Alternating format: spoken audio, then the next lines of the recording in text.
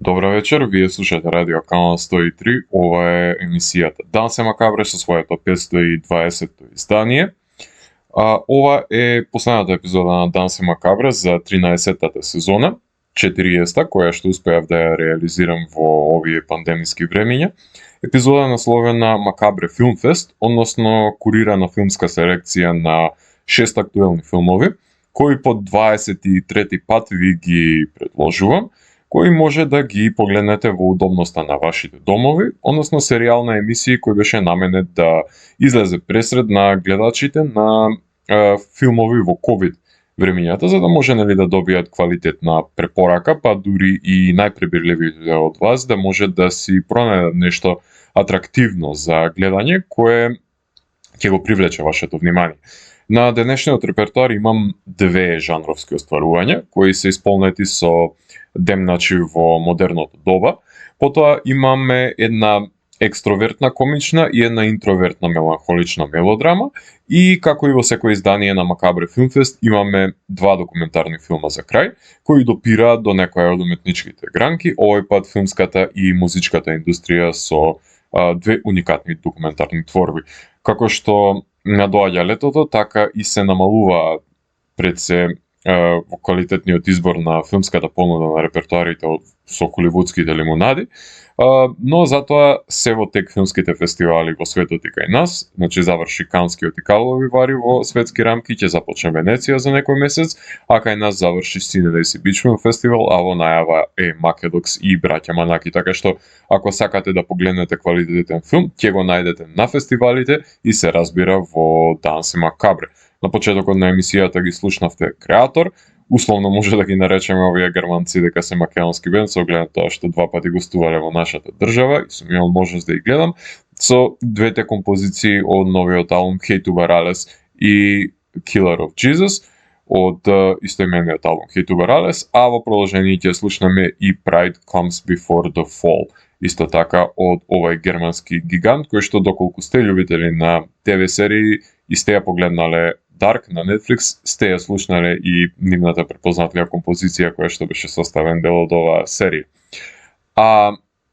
Дан се макабре е емисија во која 13 сезони се зборува за уметно собора против лицемерието, зависта и користолюбието, тука уметниците се вистински херои, а не политичарите и секој издание е на мала победа против шундот и апатијата. Целта на емисијата е да го доближи квалитетниот филм до секој слушател и да воспостави диалог помеѓу уметноста и реалноста. Вечерва има закажемо полноќен танц со смртта по 520 пат. Јас сум Залко Ѓелевски, а вие останете со трансмисијата на Канал 103 до крајот на светот. Вие слушате Радио Канал 103, ова е емисијата Дан се макабре со своето 520-то издание. Се уште сум убеден дека не е доволно квалитетна понудата на жанровски филмски остварувања за оваа година, па иако на листата на 50 најдобри хорор филмови на годината, место заземаат сега веќе 21 филм и мислам дека пред се нема доволно иновација од страна на понудените дела кои нема некој освежувачки тренд по кој што ќе се памти годината, барем сега за сега, освен нели затворањето на грстликови во една куќа со пандемиски услови, како што нели се крати на продукцијска вредност и има лимитирана визуелна естетика во творбите, меѓутоа и потребите на за потребите пред се на емисијата издвоив две жанровски остварувања кои што ќе бидат составен дел од вечерното 23-то издание поред на Макабре Филмфест со чинодействие кое се одвива на европскиот континент и протагонистите се дојденци кои што развиваат параноја во поглед на новата средина во Романија и во Италија. Започнуваме во Романија со демначкиот Watcher. Watcher е режисерско остварување на Клое Окуно, втор долгометражен игран филм по Слад и пред се препознатлива е по краткиот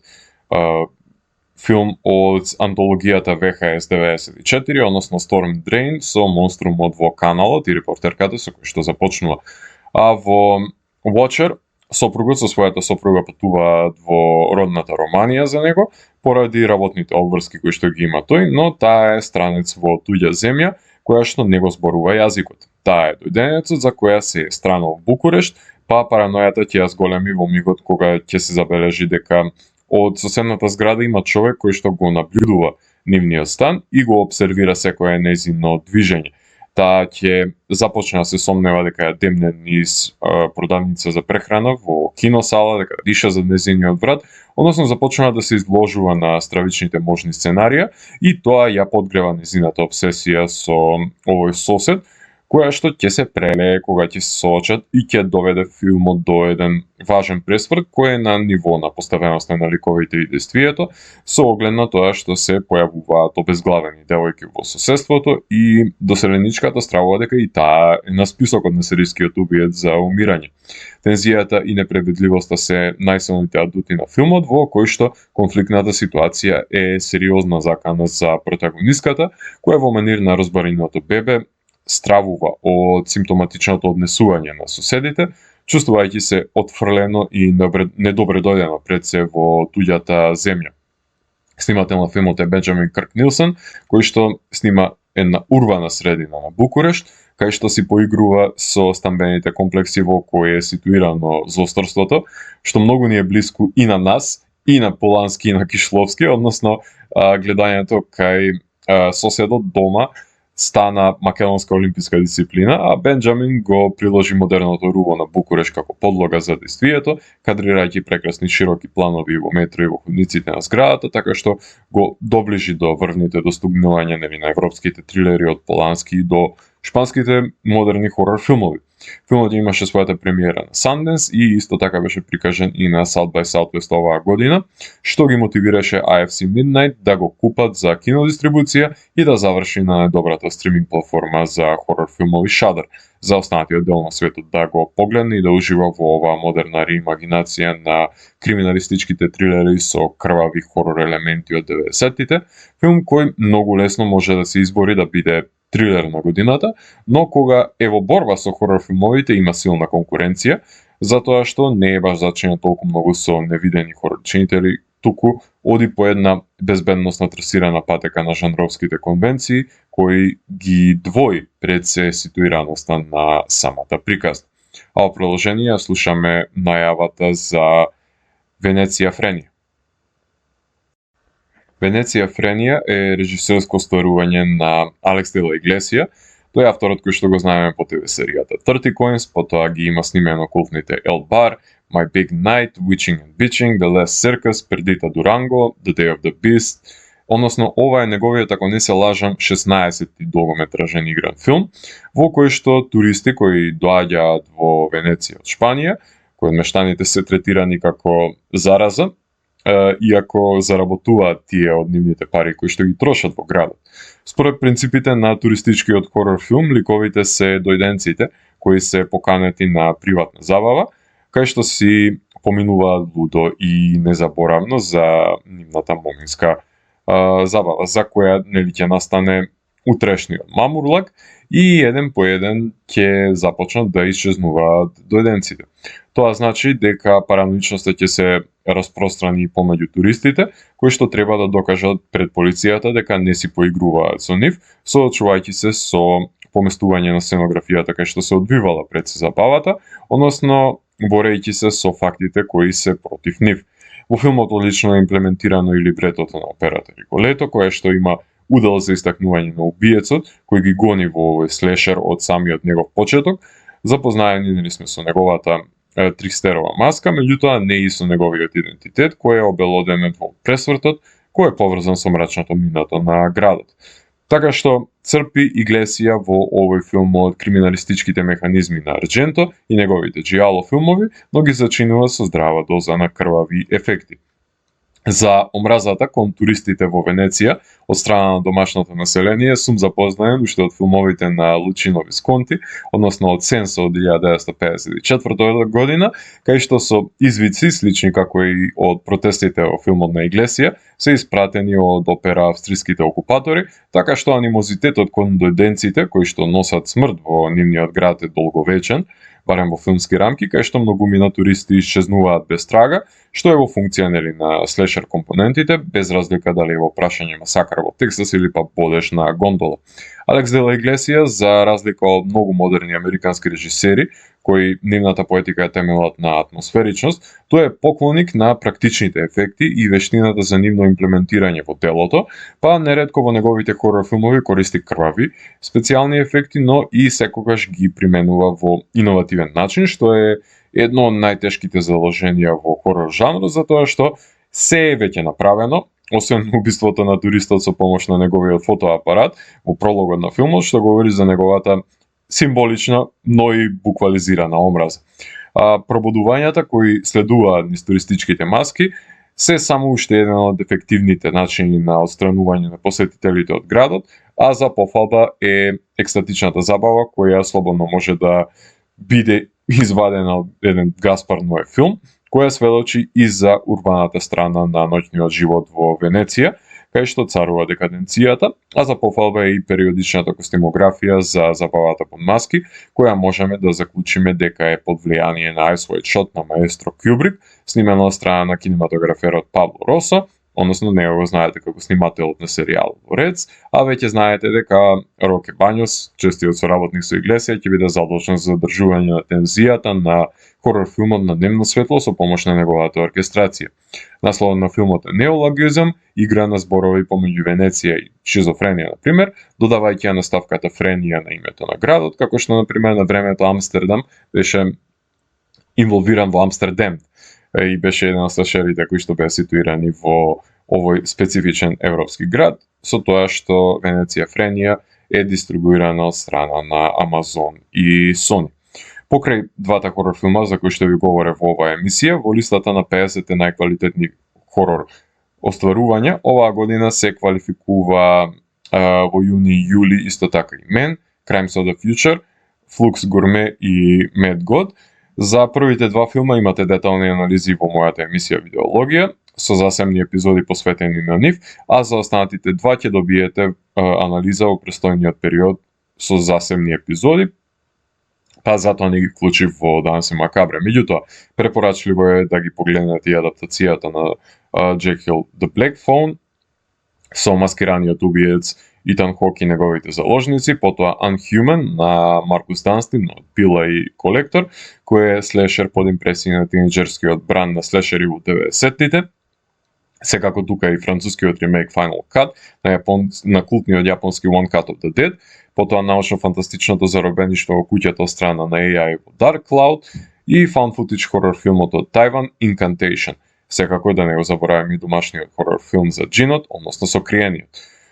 Овие не се пласираа во 50-те хорор филмови, но се во пошироката листа, кои во зависност од вашиот интерес, кон поджанрот, кој што го поседуваат, може да ги погледнете. Може би ќе си најдете и собствени фаворити. А во продолжение слушаме композиции кои што се наоѓаат на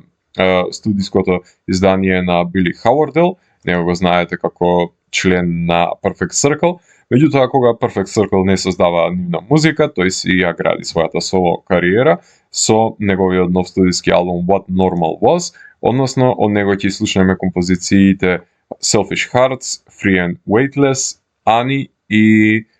The Same Again. Така што уживајте во пост-панк и New Wave призвукот на Били Хауардел и потоа се враќам утре да ви говорам за двете мелодрами кои што ги одбрав за ова издание. Вие слушате Радио Канал 103, ова е емисијата Данс и Макабре со своето 520-то издание, именувано како Макабре Филмфест број 23, а за разлика од жанровските филмови за кои што говорев претходно, од мелодрами има избор колку ви душа сака, затоа што поизвикани се фестивалите кои што има мелодрамите, кои се од највисок ранг, а маргинализирани се мине селекциите на овие фестивали, ама ги има сепак, меѓутоа жанровските Fantasia, Fantastic, Fright Fest и Jesse Beyond ретко кој ги знае воопшто, меѓутоа и тоа како се значајни во светски рамки. Од плејадата на мелодрами секогаш издвојувам филмови кои може би се подзапоставени, но содржат квалитети за кои што вреди да се продискутира, а за денес избрав филмови во кои што главните ликови се осамени, иако се во постојано обкружување со останатите споредни ликови. За едниот многу се зборуваше на почетокот на годината, а другиот може да се загуби во лавината на филмови за самотни ликови. Така што започнуваме со Чача Real Smooth. Чача Рил Смут е режисерско стварување на Купер Рајф. Тоа е трет негов, ако не се лажам, долгометражен игран филм по снимањето на Shithouse. Тоа е филмот по кој што тој е најпрепознаен, а Чача Рил Смут станува збор за забавувач на журки, односно хајп мајстор на церемонија, ако повеќе сакате, кој што служи да ги анимира посетителите на роден дените и останатите прослави, за да се забавуваат присутните. Протагонистот е нестимулиран пред се од работењето во фастфуд ресторанот и организирањето на забави. Најпрвен му е вентил за вадење на фрустрациите на површина, но постепено станува начин на заработка, кај што е ценен за неговите забавувачки способности. Еден друг глумен од самиот режисер се спријателува со резигнираната ќерка на ликот на Дакота Џонсон, се здобива со незината доверба и воспоставува една нераскинлива релација во животот, кај што се вреднува неговата добрина и посветеност. Единствениот проблем е тоа што Дакота веќе има вереник и таа нивна краткотрајна искра ќе биде проблем на предодредениот пред-се-пат кој е зацртан со незиниот иден сопруг, адвокатот кој не сака други мажи да му ја забавуваат жената, нормално. Да се сретнеле на друго место и во друго време ќе беше ќе бидеше пред се идеална романтичната врска, но конфликтот на филмот лежи во сретнувањето под дадените околности, кај што не може Дакота да биде со двајца мажи во исто време, што ќе значи дека срцето на Ендру мора да биде скршено затоа што дамата бира, но тоа не значи дека неговиот живот нема да биде еднаш за секогаш променет, затоа што има многу нега за споделување наместо да биде реклусивен денгубар и штом го отвори срцето за вистинските доверители, тогаш може да го исполни животот со нови и значајни врски. Филмот не се отклонува од coming of age елементите, односно во овој случај задоцнетата адолесценција и стапувањето во светот на возрастните со носење на немилите одлуки во животот, но и младите ликови си ги наоѓаат нивните први љубови во животот пред се, така што повеќе начела од slice of life, односно филмовите за созревање се искористени во оваа творба.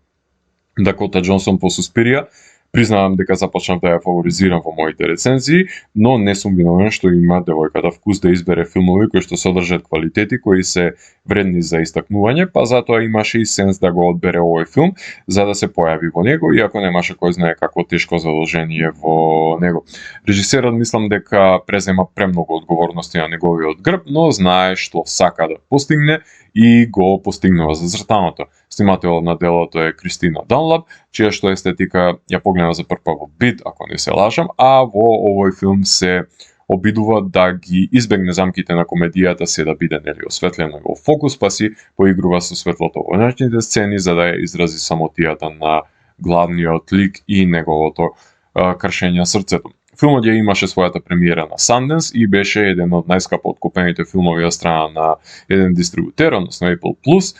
потфат кој што многу брзо ќе стане јасно зошто го нагласувам, затоа што во слична позиција беше и репертуарскиот фамилиарен филм Кода, па со помош на пропагандната кампања филмот истурка до Оскарите и освои за најдобар филм, така што претходно една романтична комедија која што тангираше индици The Big Sick исто така се проби на Оскарите, кај што не беше местото искрено, така што нема да бидам изненаден ако оваа романтична комедија заврши таму, со оглед на тоа што веќе содржи елемент на маргинализирани групи, односно деца со аутизам, па со помош на еврејското лоби не би бил изненаден доколку и овој филм, наменет за задоволување на ниските естетски вредности на широкиот аудиториум, популарно наречен People Pleaser, заврши наредната година на Оскарите. Впрочем, се закити со награда од публиката на Sundance, така што неспорно е дека овој филм веќе има допринос до рецепиентите, прашање е до каде ќе оди со наградите. А во продолжение слушаме најавата за Aloners. Aloners е режисерско стварување на Хонг Сеун-геун, прв долгометражен филм на корејската режисерка, во кој што самотна девојка која работи во компанија за поддршка на корисници на банкарските услуги, кои што се пренасочени за да им биде асистирано при нивните трансакции со платежните картички, односно контакт центар какви што ги имаме кај нас, е девојка која што живее сама во својот стан има поставена камера во станот на родителите и по смртта на незината мајка, таа го наблюдува однесувањето на незиниот татко и неговите религиозни пријатели и пред се повикана е на работа да ја биде, односно бе повикана да ја биде прочитан пред се променетиот тестамент за незината мајка, а на незината работа таа има време максимално да се посвети на задолженијата, да стане најдобрата работничка на која што е доверена и нововработена, да ја подучи на незината позиција, но таа нема способности да биде незина подучувачка и нема да сака да ја интегрира екстровертната нововработена. За да биде мистеријата поголема, таа се соочува со еден сосед кој што се самоубива во станот до незиниот, прогонета од визии за неговото пушење цигари на спратот. Протагониската е реклусивна, која што од трите наврати е нападната со постојани нарушувачи на незината комфорт зона и се обудува да се справи со секоја промена на која што не сака да подлегне. Затоа што задоволна е со маркираните граници на преодредениот персонален простор во кој нема место за нови познанства. Тоа ќе ги оттргне и незиниот татко и незината пријателка на работа од неа, но штом согледа дека проблемот е токму во неа, а не во околината, ќе стапи во контакт со незината пријателка и ќе согледа дека невидливите бариери кои што ги подигнува се неоправдани и никому не му користат, најмалку на неа. Осаменоста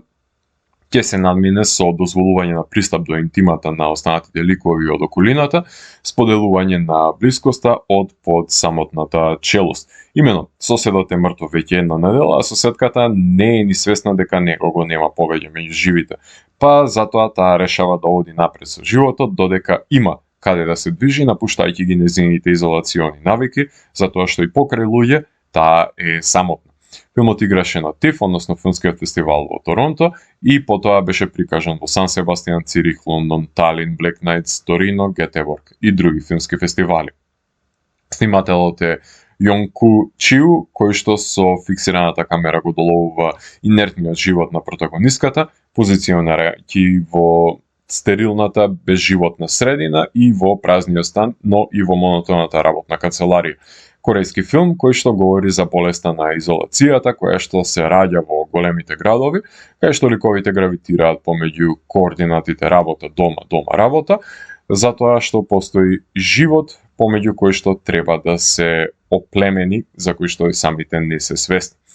Покрај овој филм, во изминатите неколку месеци имав можност да ја погледнам Marvelous and the Black Hole, Promises, Клара Сола, The Valet, 18 People, кои што се само неколку од мелодрамите кои што имав можност да ја проследам последните неколку месеци, како што веќе ви напоменав, кои што сметам дека заслужуваат засебно издание. Данас е макабре, но тука само ќе ги наведам, па во некоја наредна прилика можеби ќе одвојам време да ги споделам моите впечатоци за нив. Тука ќе направиме на кратка музичка пауза, одиме поагресивно од претходно, можеби најагресивниот проект кој што ќе слушнете денес, односно тоа е бендот Кардашев, од кој што ќе слушнеме во едната композиција The Approaching of Atonement и двете долги и агресивни The Slivered Shadows и Apparition in Candlelight, Apparitions, извинувам, in Candlelight, односно тоа се две композиции кои што се наоѓаат на албумот Liminal Right, кој што го издаде непосредно изминатите неколку месеци Кардашев, така што слушаме екстремна метал музика на Канал 103 и потоа се враќам да ви говорам за двата документарни филма кои што ја селектирав за ова издание на Данас е макабре. Вие слушате Радио Канал 103, ова е емисијата Данас е макабре со своето 520-то издание, кое што е посветено на Макабре Филмфест, односно 23-та итерација на епизодите посветени за преглед и анализа на 6 актуелни филмски остварувања, а за крајот на емисијата издвоив две документарни филмски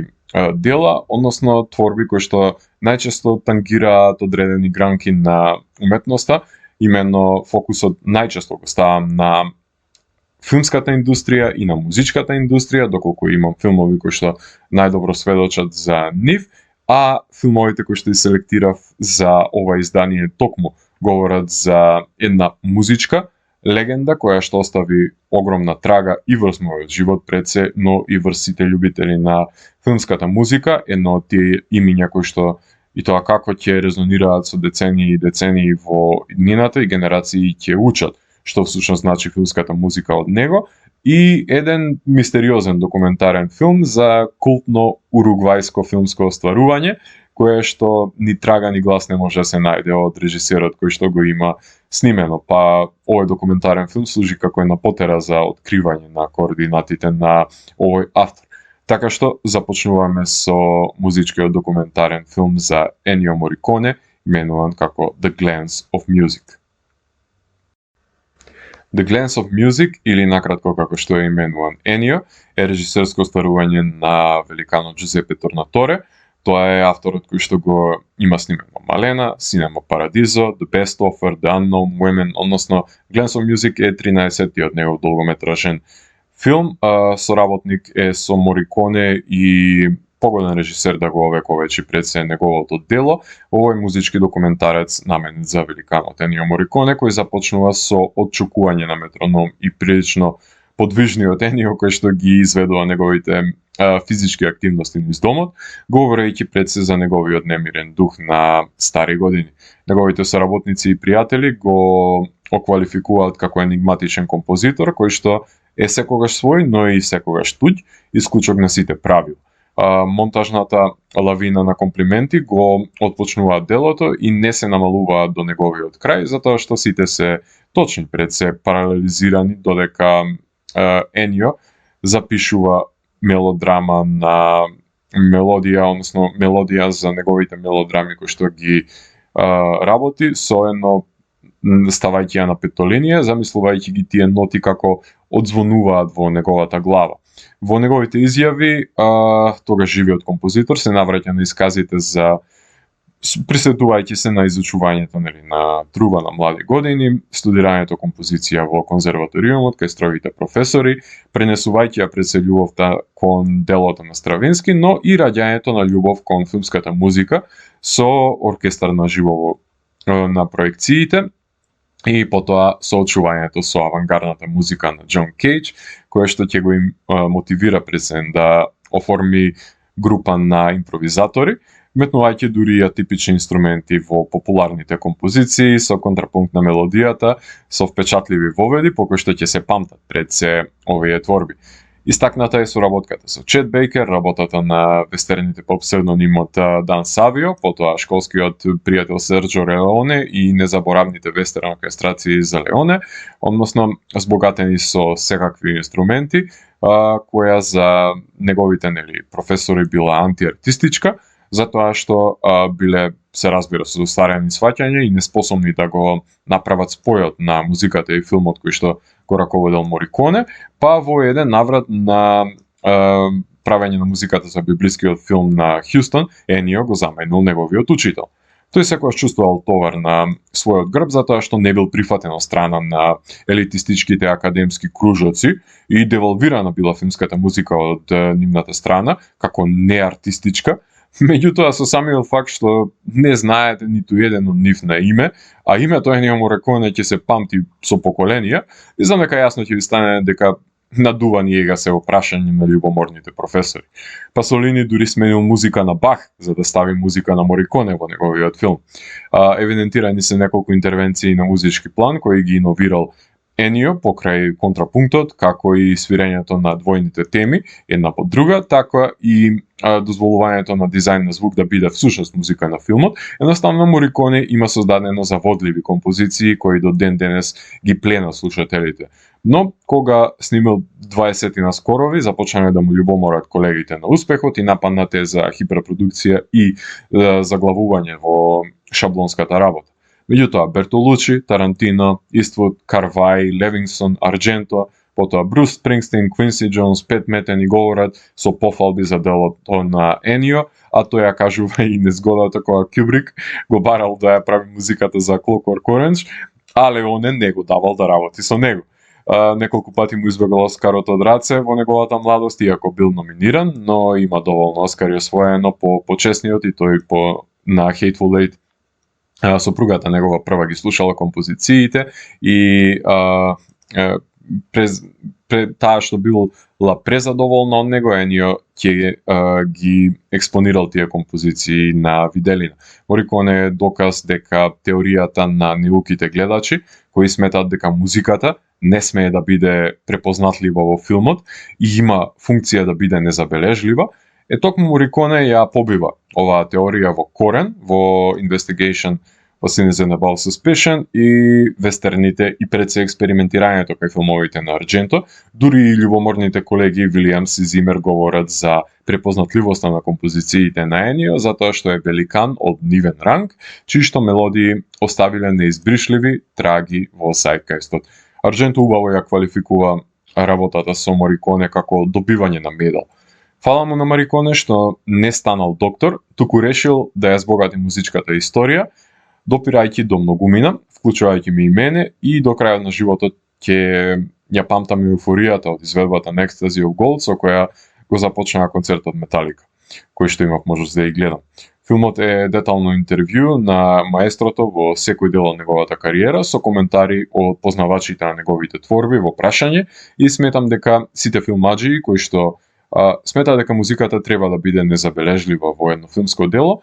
треба да го погледнат филмот за да сфатат колку не се во право, затоа што ако композиторот е брилијантен како Мориконе, филмската музика станува незаменлив дел од секоја филмска творба. Овој филм играше во Венеција и потоа беше прикажан и на ИТФА и во Стокхолм. А во продолжение слушаме најавата за Straight to VHS. Straight to VHS е режисерско стварување на Емилио Силва Торес, негов прв долгометражен документарен филм, кој што има асистирано претходно на други филмови. Straight to VHS е документарен филм во кој што Мануел Ламас во 80-тите години на минатиот век во Уругвај снимил филм кој што добива култен статус, но по снимањето на филмот се губи неговата трага.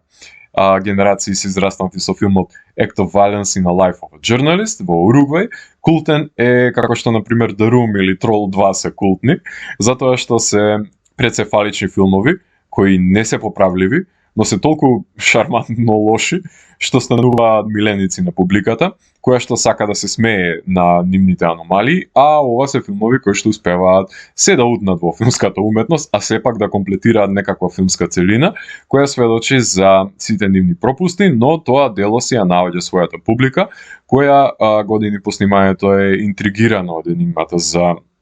постојањето и исчезнувањето на режисерот Ламас. Затоа и режисерот на документарниот филм се обидува да стапи во контакт со дел од актерската екипа и пред се дел од техничката екипа која што го познавала режисерот, но со секое доближување е се подалеку од демистификацијата на мистеријата која се однесува на самиот режисер и пред се култниот уругвајски филм. На почетокот на филмот мислев дека станува збор за лажен документарец, односно мокюментари, кај што се пародизира процесот на снимање на документарен филм за загубеното дело од VHS-ерата, кое не е дигитализирано со легитимен Blu-ray, легитимно Blu-ray издание, и причината за тоа можеби е неквалитетот на филмот со ефтини реплики и теленовела глума, мешањето на сите жанрови во еден без нивно вешто амалгамирање, влечењето на делото на сите страни, колку што можев да забележам од извадоците барем, со нејасна конклузија, и затоа не ни верував дека станува збор за легитимно издание, се додека и јас не истражив и самиот се уверив дека овој наслов не е измислен, напротив, станува збор за легитимно филмско издание, кое е објавено само на видеокасета. Филмот беше прикажан на најголемите европски и пред се северноамерикански жанровски филмски фестивали, односно Sitges и Fantasia, што значи дека е наменет да говори со љубителите на жанровската кинематографија, иако чие што снимање е документиран, можеби не е толку примамлив за нив, колку што е самата обсесија на документаристот за да дојде до луѓето кои што работеле на филмот, односно играниот сегмент во кој што е вовлечен во енигматичниот свет, додека се појавуваат мистериозните видеокасети на неговиот праг, кои што ќе го вознемират и принудат да крене рација од проектот, кои се жанровски елементи, кои не знам колку ми е местото во филмот, затоа што точно е дека од делото прават доку-фикција, но естетски се одвојат од останатиот документарен дел од филмот и сметам дека не придонесуваат значително за изградената зачудувачка атмосфера која што беше постигната и со помош на самата документаристика е преценена можноста да се добие комплетната слика за режисерот Мануел Ламас и неговите соработници. Оваа година, искрен да бидам, намален ми е бројот на изгледани документарни филмови,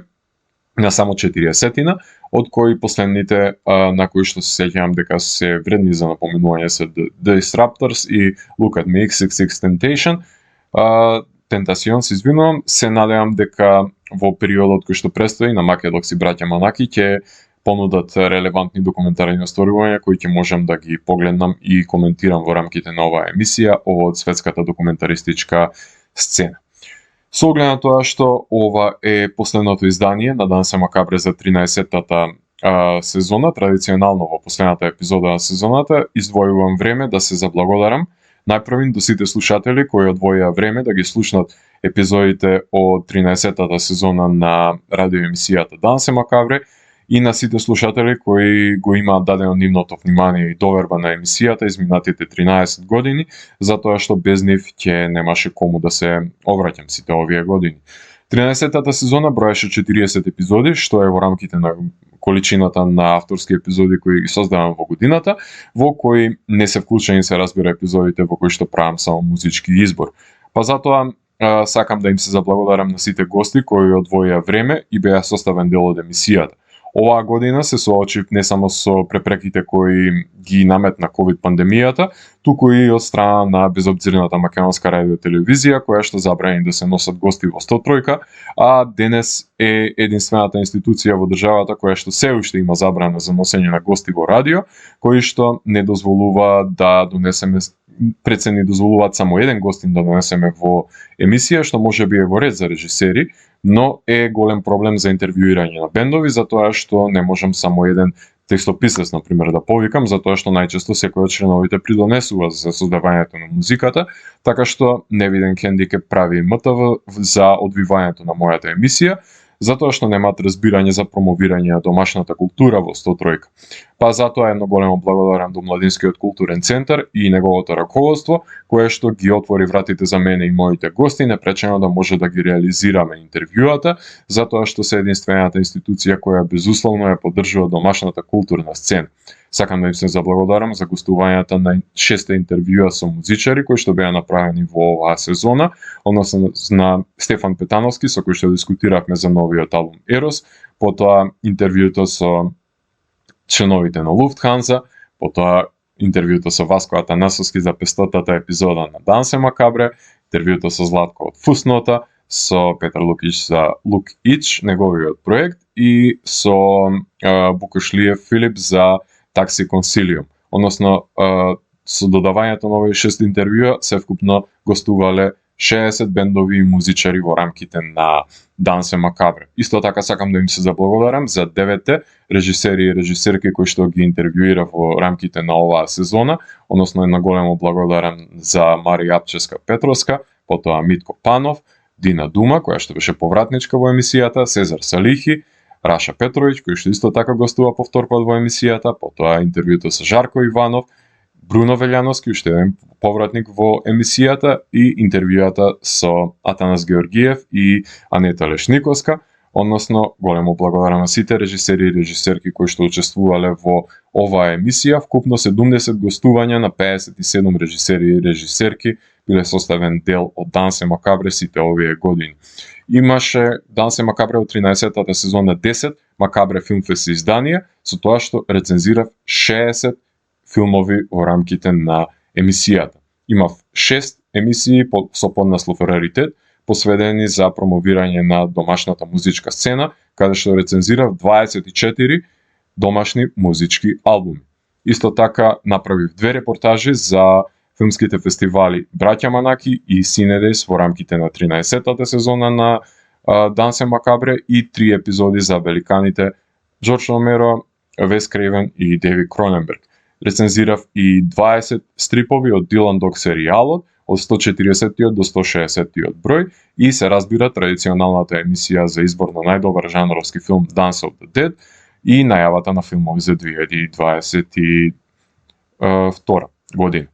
Дансе Макабре ќе продолжи понатаму да биде отворен прозорец за домашната и светската култура, непречено да известува за квалитетите кои што ги нудат уметничките творби кои се создаваат во рамки на државата и надвор од неја во контекст на жанровскиот филм и субверзивната музичка сцена. Без разлика на препреките, дали се од вирална природа или од човечка неукост, Дансе Макабре ќе биде портал во кој ќе се слави уметноста, затоа што таа е ментална храна која е важна за одржување на менталното здравје на реципиентите, градење на силна слободна мисла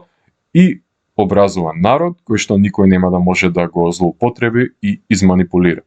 На крајот на емисијата ќе ги слушнеме The Tangent со композицијата The GPS Vultures, која што се наоѓа на нивното ново издание именувано како Songs from the Hard Shoulder. Станува збор за прогресивен рок-н-рол бенд со одлични долги композиции од кои што ќе може да уживате во едно од нив како што е ова The GPS Vultures. Јас сум Зlatko Ѓелески и го затворам 520-тиот гримуар на Дансе Макабре и го враќам на полицата кај останатите изданија кои ги кријат тајните на универзумот. До наредното издание Дансе Макабре, гледајте хорор филмови и плашете се. Чао, чао.